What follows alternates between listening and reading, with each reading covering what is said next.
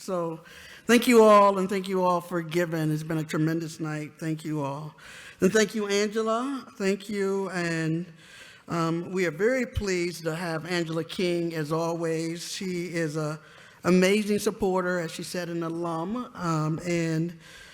She has been so extremely supportive of me, but also our programs, and it's extremely gratifying that a talent like Angela agrees to show up for us and our students year after year. And so we really appreciate you, Angela. Thank you for all you do.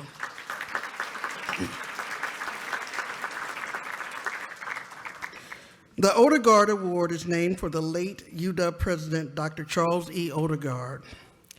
Each year, the Friends of EOP present this award to an individual, couple, or group whose commitment to diversity furthers the vision Dr. Odegaard set forth over 50 years ago to create opportunities for underserved and underrepresented populations. A long list of community leaders have received this distinguished award since 1973. Will any of our past recipients in attendance please stand to be acknowledged?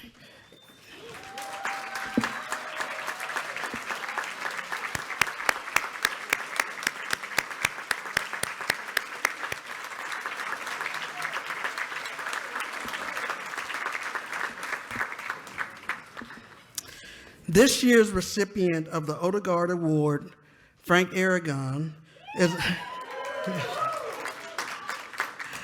Frank is a shining example of what celebration represents.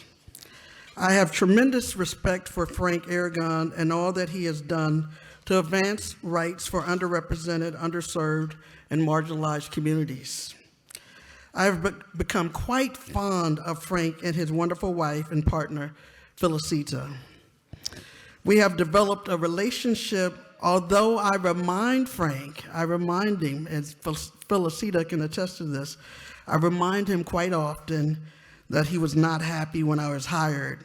And he made it known. He was not happy about my hire. And the word got back to me. The fact that we now have mutual respect for each other and each other's work is deeply gratifying. It lets me know that Frank trusts me and that he knows that I really care about the students and have the best interests of students in OMA&D. Through his community activism, civic engagement, and mentorship of young people, Frank Irigon is being the difference that makes a difference. When I met with Frank and Felicita to ask them if they would let us recognize Frank as this year's Odegaard Award recipient, Felicita said something that is true and unfortunate. She said, "Is this really true? They don't honor people like us. They see us as troublemakers." Frank has gotten into what my fraternity brother, the late Honorable John Lewis, calls good trouble. The type of trouble that we need more of if we are to become the just community and world that most of us desire. So now please join me as we watch a short video featuring Frank Irigon, my favorite troublemaker.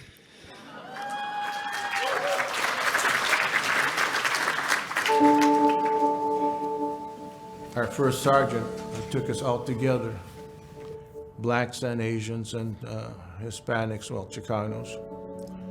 And he told us we were all one color. And so we all looked at each other and said, But that's when I became aware of racism in the military. Well, what was special was I never thought I'd be able to attend the University of Washington. I remember this comedian telling us that his grades were all wet, and that was because they were below sea level. And so I could relate to that.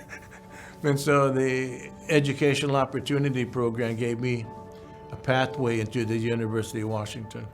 We are extremely pleased to honor Frank Irigon as this year's Odegaard Award recipient. Frank epitomizes Reverend Dr. Martin Luther King Jr.'s quotes, "Injustice anywhere is a threat to justice everywhere." As a student at the University of Washington, Frank was involved in protests to ensure the campus was accessible and welcoming to and supportive of Asian and Pacific Islander students, as well as other underrepresented students. In the community, Frank has been engaged in efforts to preserve the International District, has walked alongside those demanding indigenous rights, those protesting police brutality against Black bodies, those fighting for the right to love those of the same sex.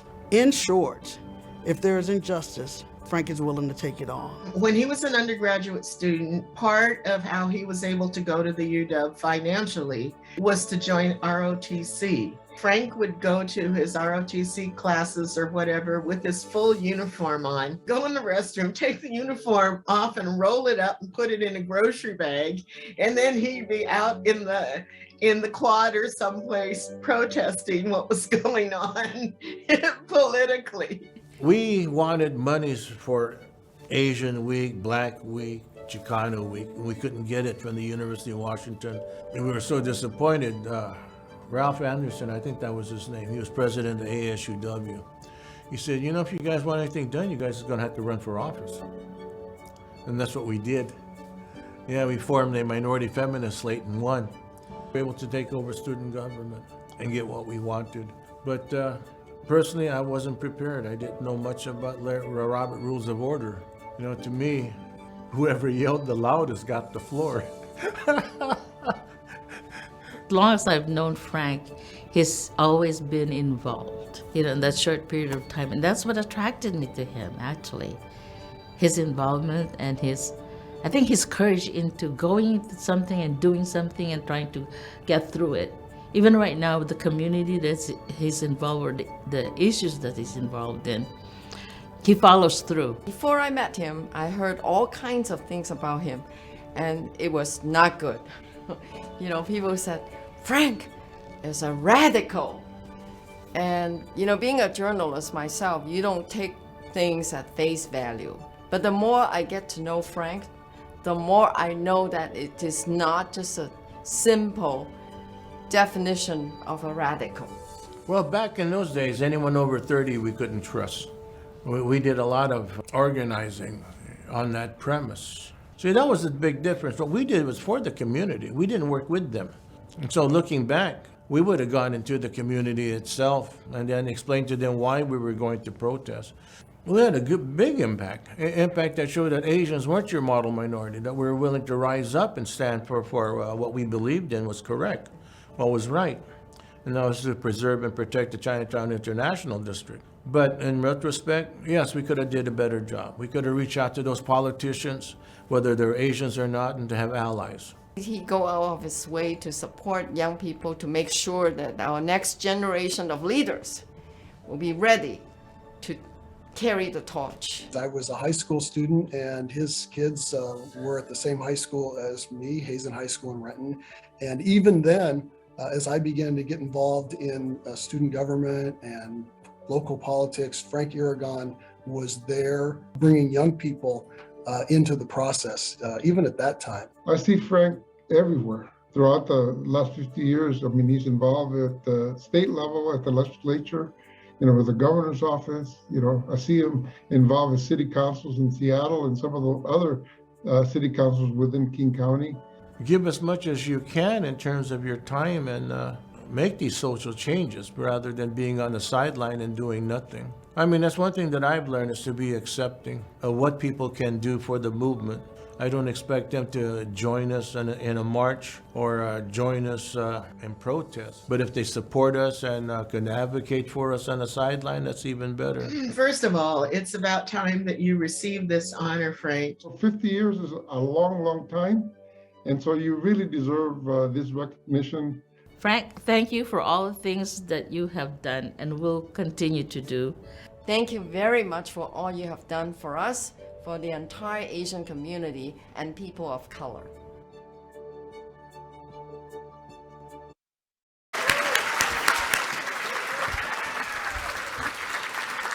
It's my pleasure to present Frank Irigon with the 2022 Odegaard Award.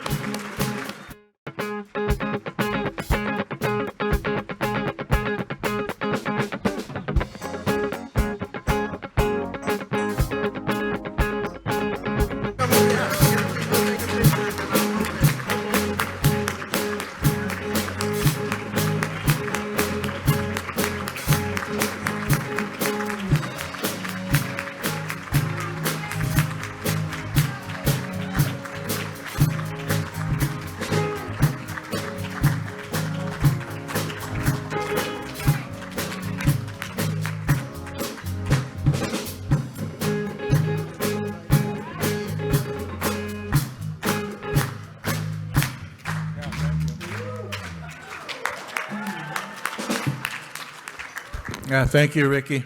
I love you. Woo!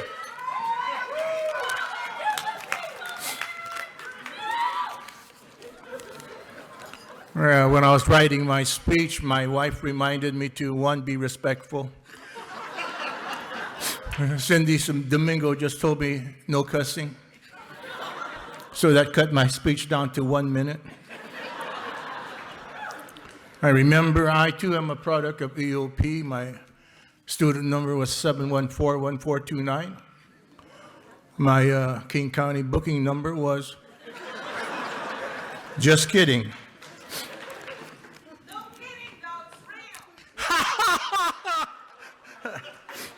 Ray Pasqua, donated $1,000, and he said, "Brother, that's for you." And I says, "Well, why don't you give me the cash?" Anyway, I want to thank you. I had just lost by 10 votes in my race for a seat on the Newcastle City Council when I received an email from the office of Ricky Hall, the Vice President of OMA&D, asking me to meet with him for lunch. I never turned down a lunch. My wife, Phyllis, and I had lunch with Ricky, where he informed me that I was the 2022 Charles E. Odegaard Award recipient. I was stunned and surprised. Me, who was arrested in jail for occupying Smith's Hall. Me, who spent more time at the hub than at the library. Me, who, with other members of the Asian Student Coalition, planned our protests and demonstrations at the Ethnic Cultural Center. Whether it was with Selmy Domingo, Al Sugiyama. We had fun times back then. I was indeed surprised when I was presented with this award. In accepting this award, I would be remiss if I didn't mention the 10 lives lost to a hail of bullets from a white supremacist in Buffalo, New York. 10 lives gone down because of the color of their skin. When I reflect on that and the great replacement theory that white terrorist espoused, I am reminded of I-200 and its ban on so-called preferential treatment based on race. Our beloved university could have easily used it as an excuse to dismantle OMA&D and EOP, but it did not. It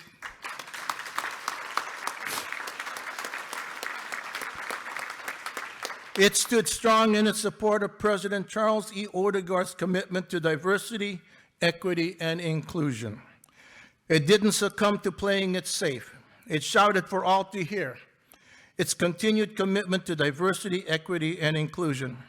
And that commitment continues in the present under President Adam Arikasi, the Board of Regents, and the Friends of EOP.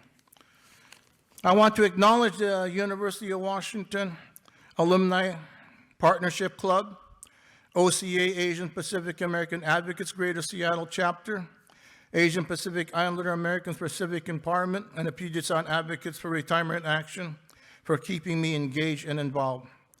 I want to give special thanks to Dr. Elena Minami of the University of Washington Heart Center for my heart transplant that I received almost 14 years ago.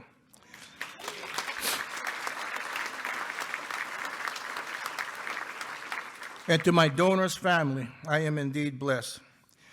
From Dr. Elena Minami, she had written a letter for me that in case I get arrested, that I should be able to take my meds. And I remember Cindy Domingo, who was then working for Larry Gossett, that, "Frank, if you do get arrested, just give me a call. Larry will make sure you get to take your meds." So lastly, I would like my family, extended family, to stand and be recognized.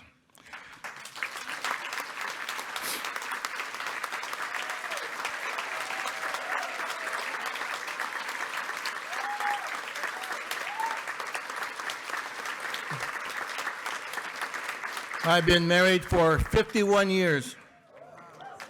Yeah, that's what I said. Wow.